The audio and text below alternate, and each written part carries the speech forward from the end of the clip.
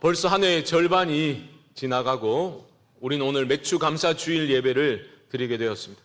원래 이스라엘에게 있어 맥주절이라는 절기는요, 한 해의 첫 수확, 그 첫 수확의 기쁨을 허락하신 하나님의 은혜를 되새기며 지켰던 그 감사의 절기였습니다. 우리도 이 시간 맥주 감사 주일 예배를 올려드릴 때에 상반기 동안 우리의 삶에 은혜로 채워주신 그 하나님의 은혜에 감사하는 마음으로 또 올 하반기에도 그 은혜를 기대하는 믿음으로 이 시간 예배 드리면 참 좋겠습니다. 시편 65편 말씀은 다윗이 지은 시입니다. 오늘 이 말씀을 통해서 우리는 다시 한번 참된 감사는 무엇인가, 그리고 성도는 어떤 이유로 무엇 때문에 감사할 수 있는가에 대해서 말씀을 상고해 보기를 원합니다. 감사는 단순히 선물을 향하는 것이 아닙니다. 우리에게 선물을 주신 그 아름다우신 하나님 자체를 바르게 바라보는 것이 바로 감사의 시작입니다. 우리 시선이 선물에만, 내게 주어진 것들에만 시선이 고정되어 있다면 그 선물이 사라지면 감사도 함께 사라져 버리게 되는 겁니다. 하지만 나에게 선물을 허락하신 그 하나님의 선하심과 아름다움에 우리의 믿음의 시선이 머무를 수 있다면 우리는 상황을 초월해서 하나님께 감사하며 살아갈 수 있게 될 것입니다. 우리가 기쁠 때나 슬플 때나, 일이 잘 풀릴 때나, 아니면 좀 일이 어려워질 때나 하나님을 신뢰하는 믿음 위에서 감사할 수 있는 우리 모두가 될 수 있기를 주님의 이름으로 축복합니다. 다윗은 오늘 시편을 통해서 감사해야 될 세 가지 이유를 말하는데요. 첫 번째, 성도는 구원의 하나님으로 인하여 감사할 수 있습니다. 1절을 보면 이스라엘 백성들은 첫 수확의 기쁨, 그 기쁨을 누리는 축제를 시작하기 이전에, 그 전에 하나님을 찬송하며 먼저 예배를 드렸습니다. 1절을 보시면 하나님이여 찬송이 시온에서 주를 기다리오며 사람이 서원을 주께 이행하리이다. 그들은 먼저 기쁨의 축제를 하기 전에 예배를 드렸습니다. 하나님 어떤 하나님이시기에 그들은 그렇게 감사의 예배를 먼저 올려드렸습니까? 무엇보다 하나님이 그들을 구원하셨기 때문이죠. 구원의 하나님으로 인해서 그들은 감사 찬양하고 있는 겁니다. 이 구원의 하나님은 또 어떤 하나님이신가? 구원의 하나님과 관련해서 다윗은 세 가지를 말하고 있습니다. 첫째, 우리 하나님은 우리의 기도를 들으시는 하나님이십니다. 2절 말씀 보십시오. 기도를 들으시는 주여 모든 육체가 주께 나아오리이다. 성경은 우리에게 반복적으로 말합니다. 우리의 하나님은 우리의 기도를 들으시는 하나님이시다. 시편 116편 1절과 2절 우리 믿음으로 한 목소리를 함께 읽어봅시다. 시작. 여호와께서 내 음성과 내 간구를 들으심으로 내가 그를 사랑하는도다. 그의 귀를 내게 기울이셨으므로 내가 평생에 기도하리로다. 아멘. 여러분, 이것을 믿음으로 이 말씀을 붙드시고 여러분이 낙심될 때에 여러분 자신을 향해서 믿음으로 선포해 보시기 바랍니다. 하나님은요, 우리의 기도를, 간구를 들으시는 분이십니다. 너는 내게 부르짖으라 내가 네게 응답하겠다. 하나님은 말씀하셨습니다. 우리의 부르짖음에 귀를 기울이시고 들으시고 응답하시는 분이십니다. 그럼 여러분, 그런데 가장 큰 응답이 무엇일까요? 바로 우리의 죄를 용서해 주시는 응답 아니겠습니까? 3절 말씀 보십시오. 죄악이 나를 이겼사오니 우리의 허물을 주께서 사하시리이다. 이것이 구원의 하나님과 관련된 두 번째 감사의 이유입니다. 우리의 죄를 용서하시는 하나님이시기 때문에 감사할 수 있는 겁니다. 다윗은 뭐라 말합니까? 죄악이 나를 이겼사오니. 여러분, 이게 바로 인간의 절망적인 실존입니다.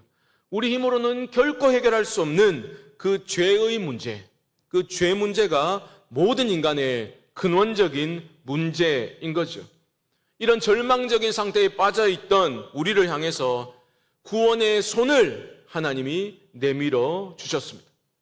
그 구원의 손을 내밀어 주셨기 때문에 우리에게 소망이 있는 겁니다.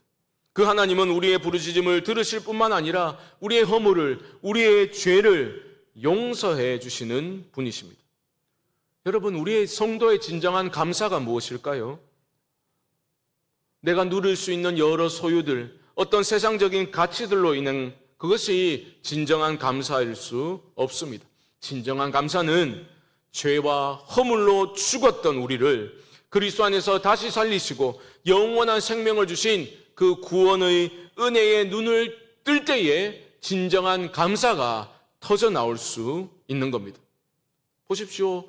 우리의 허물을 사하시는 그 구원의 하나님은 우리 모두를 은혜의 자리로 초청하고 계십니다. 이것이 바로 구원의 하나님과 관련된 시인의 세 번째 감사의 이유이지요. 4절 말씀 보십시오. 주께서 택하시고 가까이 오게 하사 주의 뜰에 살게 하신 사람은 복이 있나이다. 우리가 주의 집 곧 주의 성전의 아름다움으로 만족하리이다. 아무 자격 없는 우리의 죄를 용서해 주셨을 뿐만 아니라 은혜의 자리로 우리를 하나님이 가까이 초청해 주십니다. 그리고 우리와 동행해 주시는 하나님이시니 우리가 어찌 감사하지 않을 수 있겠습니까? 하나님께 가까이함이 내게 복이라. 여러분 어떻습니까? 올 상반기 여러분은 주님 안에 거하시며 하나님께 가까이 나아가셨습니까? 돌아보면 참으로 부끄럽지요. 또 면목 없는 그런 걸음들이었을 것입니다. 하지만 낙심해서는 안 됩니다. 왜냐하면 하나님이 그리스도 안에서 우리를 귀하다 불러주시기 때문입니다. 어쩌면 우리는 평생도록 하나님 앞에 면목이 없을 수밖에 없는 그러한 존재들일 겁니다. 하지만 그런 자격 없는 우리를 그리스도 안에서 택하시고 우리의 작은 신음소리까지에도 귀를 기울여 주시고 자신의 독생자를 십자가에 박아 죽기까지 우리를 사랑하셔서 용서해 주신 그 하나님이 지금도 이 시간 우리를 그 은혜의 자리로 가까이 초청하고 계시니 우리가 어찌 감사하지 않을 수 있겠습니까? 여러분 꼭 기억하십시오.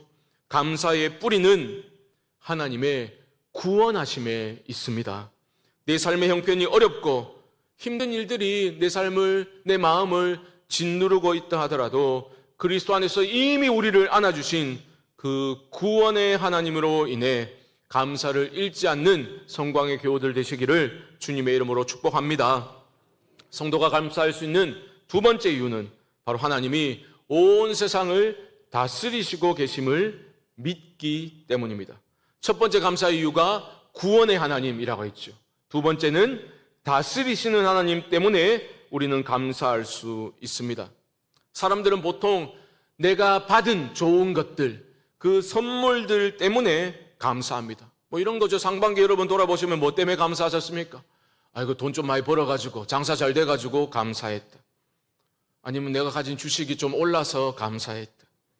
직장에서 승진해서 감사했다. 건강이 좋아져서 감사하다. 애들 학업 성적이 올라가지고 감사하다. 다 감사한 일 맞습니다. 하지만 그러한 조건적인 감사를 뛰어넘어서 하나님은 우리 모두를 향해서 더 넓은 시선으로 그 모든 선물들을 은혜로 허락하신 하나님께 감사하라 시인은 말하고 있는 겁니다. 영원한 감사의 대상이신 우리 하나님은 우리에게 좋은 것들만 주시는 그런 하나님이 아니십니다. 하나님은 크신 분이시죠. 온 우주 만물을 말씀으로 창조하시고 지금도 온 세상을 다스리고 계시는 하나님이십니다. 5절 말씀을 보십시오. 우리 구원의 하나님이시여 땅의 모든 끝과 먼 바다에 있는 자가 의지할 주께서 의를 따라 엄위하신 일로 우리에게 응답하시리이다. 시인은 노래합니다. 구원의 하나님은 성전 안에만 머물러 계신 분이 아니시죠. 온 세상의 창조주이십니다. 온 세상을 다스리시는 절대적인 통치자이십니다. 5절에서 다윗이 땅의 모든 끝 혹은 먼 바다라고 표현한 것은 왜 그랬겠습니까? 하나님의 손이, 하나님의 주권적인 통치가 미치지 않는 영역이 없다라는 것을 강조하고 있는 겁니다. 그러니까 호흡이 있는 모든 만물은 영원한 통치자이신 하나님만을 의지해야만 하는 겁니다. 사랑하는 성도 여러분, 여러분이 하나님을 의지하실 수 있기를 바랍니다. 하나님을 의지하셔야 됩니다. 하나님을 의지함이 내 인생 최고의 복이다라는 것을 믿음으로 여러분 날마다 고백하실 수 있기를 바랍니다. 하나님을 예배당 안에 가둬놓고 아니면 내가 생각하는 어떤 신앙의 영역에 가두어 두려는 어리석음을 내려놓고 여러분의 삶의 모든 영역에서 하나님의 다스림을 앙망하실 수 있기를 바랍니다. 그것이 가장 복된 삶입니다. 어리석은 사람들은 내가 내 삶의 주인인 줄 알고 자꾸만 주인 행세를 하려고 하지요. 내려놓으십시오. 내 삶의 주인은 내가 아닙니다. 내 삶의 주인은 하나님이십니다. 믿고 순종해 보십시오. 하나님의 다스림이 회복되는 바로 그곳에 하나님의 나라가 임하게 될 것입니다. 기쁨으로 주를 의지하고 내 발걸음이 닿는 그 삶의 모든 자리에서 하나님의 다스림을 소망하며 순종할 때에 참으로 우리가 하나님 나라를 살아내는 복음 선포적인 삶을 살아갈 수 있게 될 것입니다. 그러므로 다시 한번 말씀드립니다. 하나님의 능력을 함부로 제한하려 하지 마시기 바랍니다. 여러분들의 생각, 여러분들의 다양한 경험, 그 박스 안에 하나님을 가두어 두려고 하시면 안 됩니다. 어찌 그것이 가능하겠습니까? 불가능한 일입니다. 여러분의 전 존재를 다스리시는 하나님께 활짝 여시기 바랍니다. 여러분 모든 것을 하나님께 맡기십시오. 하나님 참으로 내 삶의 모든 영역에서 나를 온전히 다스려 주십시오. 믿음으로 의지하며 나아가는 자에게 하나님의 어떤 은혜와 복을 부어주시는지 여러분들이 체험하는 그런 은혜가 임하기를 주님의 이름으로 축복합니다. 계속해서 시인은 다스리시는 하나님의 그 위대함을 찬양하고 있는데요. 6절 말씀 보시면 주는 주의 힘으로 산을 세우시며 권능으로 띠를 띠시며, 이게 무슨 말이냐면 주의 힘으로 산을 세우셨다라는 것은 산들을 창조하신 하나님께서 온 땅이 흔들릴 때에 변함없이 굳건히 서 계시는 분이시다라는 것을 강조하고 있는 겁니다. 하나님은 변함없으신, 요동치 않으시는 신실하신 하나님이시죠. 그 신실하신 하나님께 우리의 모든 소망을 두는 것이 가장 지혜로운 삶의 태도입니다. 여러분, 굳건히 서 계신 하나님, 신실하신 하나님, 능력이 많으신 하나님은 이 땅의 모든 소요를 잠잠케 하실 수 있는 분이시죠. 7절 말씀 보십시오. 바다의 설렘과 물결의 흔들림과 만민의 소요까지 진정하시나이다. 여러분, 삶의 터가 흔들릴 때에, 바다와 물결이 요동칠 때에, 온 땅의 전쟁과 소요 사태가 끊임없이 일어날 때에 여러분들은 누구를 바라보고 누구를 믿고 의지하시겠습니까? 오직 능력의 손으로 다스리시는 하나님을 믿고 의지하실 수 있기를 바랍니다. 우리는 살아가면서 때때로 원치 않는 삶의 폭풍우, 또 거대한 소용돌이를 맞이할 때가 있습니다. 그 한가운데서도 내 안에 하나님이 지금도 다스리고 계신다라는 믿음이 살아 역사하고 있다면 우리는 그런 상황 가운데서라도 내 삶을 다스리고 계시는 하나님을 깊이 만나게 될 것입니다. 그때 우리 안에는 깊은 감사가 일어나게 될 줄로 믿습니다. 우리에게 필요한 것은 그런 믿음의 눈이 열리는 겁니다. 주님과 한 배에 있었던 제자들, 그 제자들이 주님을 바라보지 못하고 거센 폭풍우에 굴복해버렸던 이야기를 여러분 잘 아실 겁니다. 아니, 우리가 죽게 되었는데 왜 우리를 돌아보지 않으십니까? 주님께 따져 묻기도 했습니다. 그때 주님 어떻게 하셨습니까? 바람과 물결을 꾸짖어 버리셨죠. 순식간에 폭풍우가 잠잠케 되고 평화가 임하게 되었습니다. 그때 제자들의 입에서 터져나온 고백이 무엇이었습니까? 그가 누구이기에 바람과 물을 명함에 순종하는가 하더라. 엄청 놀란 거죠. 우리에게 필요한 것은 성경에 기록된 하나님을 말씀대로 믿는 겁니다. 말씀대로 믿으셔야 돼요. 능력이 많으신 하나님을 여러분 믿음으로 받아들이시기 바랍니다. 어떤 상황 속에서도 여러분을 권능의 손으로 붙들고 계신 하나님, 바람과 물을 향하여 잠잠하라 꾸짖으실 수 있는 하나님, 그 능력이 많으신 하나님이 지금도 나를 붙들고 계시고 여전히 내 삶을 다스리고 계심을 믿음으로 승리를 경험하는 우리 모두가 될 수 있기를 주님의 이름으로 축복합니다. 감사할 수 있는 마지막 세 번째 이유가 무엇입니까? 하나님이 우리의 삶을 세밀하게 풍성하게 돌보시기 때문입니다. 기억하십시오. 첫 번째가 어떤 하나님이요? 구원하시는 하나님 때문에 감사할 수 있고, 두 번째는 다스리시는 하나님 때문에 감사할 수 있고, 마지막에는 돌보시는 하나님으로 인해서 성도는 감사할 수 있습니다. 마지막 부분인 9절로 13절을 보면 다윗은 그 위대하신 하나님, 천지 만물을 창조하시고 다스리시는 구원하시는 하나님께서, 위대하신 하나님께서 얼마나 세밀하게 우리의 삶에 관심을 가지고 우리를 돌보시고 계신지를 묘사하고 감사 찬양하고 있습니다. 9절 말씀, 9절 보시면 땅을 돌보사 물을 대어 심히 윤택하게 하시며 하나님의 강에 물이 가득하게 하시고 이같이 땅을 예비하신 후에 그들에게 곡식을 주시나이다. 여러분, 우리는 저마다 우리에게 주어진 삶의 자리에서 열심히 성실히 땀 흘려 인생 농사를 지으며 살아가고 있지요. 씨도 뿌리고 심기도 하고 또 풍성한 수확을 거둘 때도 있습니다. 하지만 그것이 내가 열심히 해서 이룬 것들입니까? 나의 성실과 땀으로만 일궈낸 결과가 아님을 여러분 기억하셔야 되지 않겠습니까?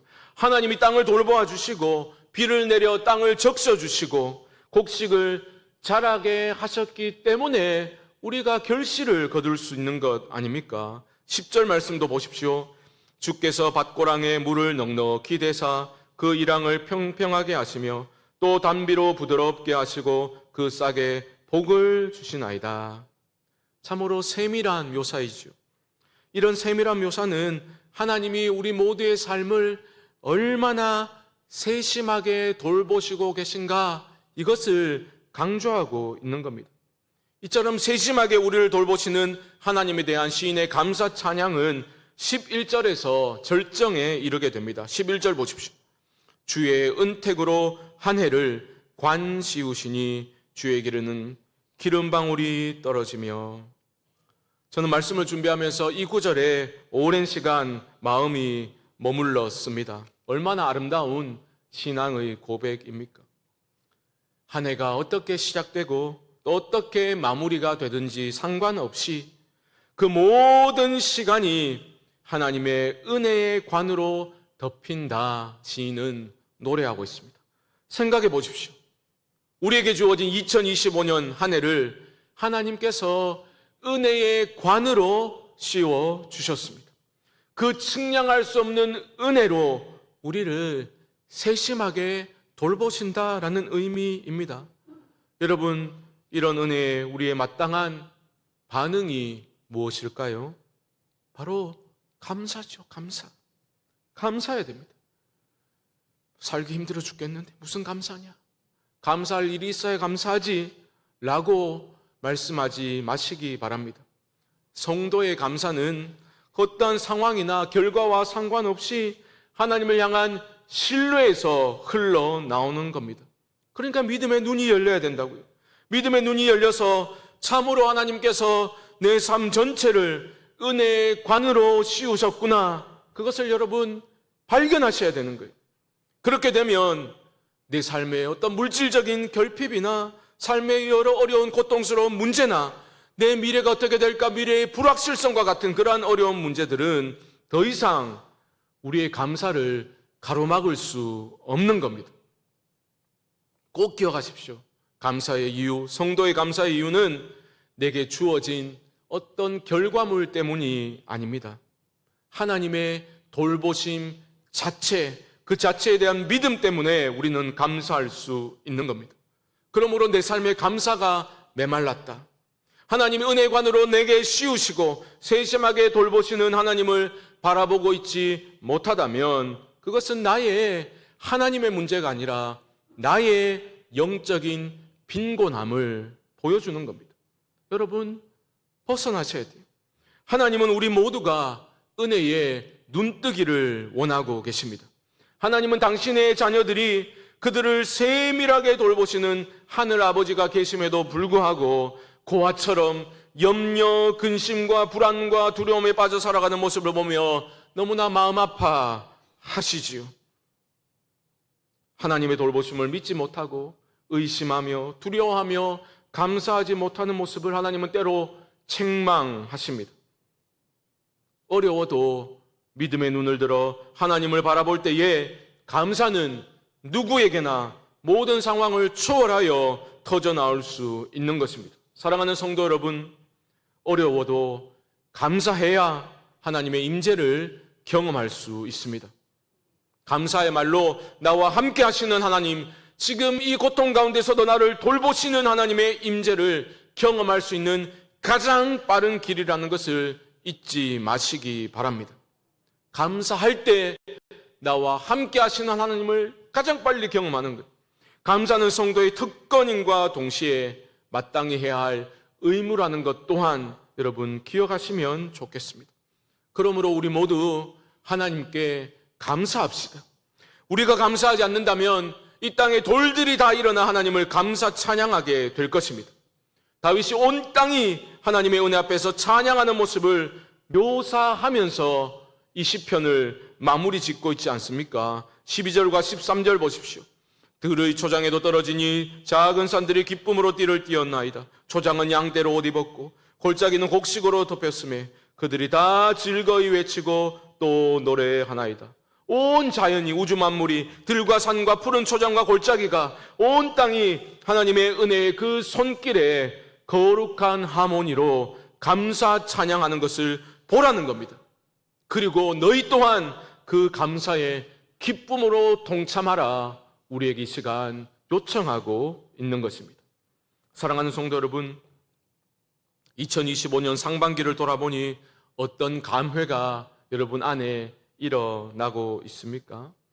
당연히 쉽지 않았을 겁니다. 일이 잘 풀리고 큰 어려움 없이 평탄한 삶이 이루어질 때도 있었겠고, 정말 감당하기 힘든 어려운 문제들, 고통스러운 경험도 있었을 겁니다. 그것이 내 앞에 주어진 삶입니다. 우리 교회 공동체만 보더라도 그렇지 않습니까?